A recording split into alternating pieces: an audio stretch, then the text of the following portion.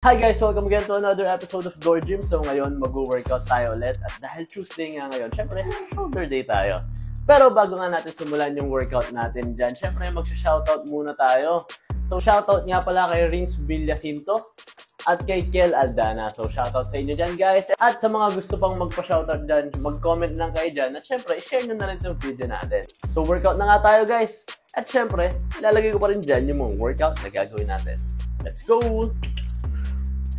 So first workout nga na ginawa natin is nag-dumbbell shoulder press tayo.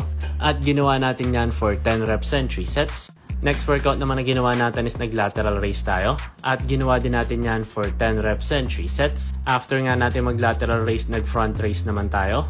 At same pa rin ginawa natin yan for 10 reps and 3 sets. Next workout naman after natin mag-front raise, nag-upright rows naman tayo. At ginawa natin yan for 10 reps and 3 sets. And for our last workout para sa shoulder natin, nag-face pull naman tayo. At ginawa natin yan for 12 reps and 3 sets.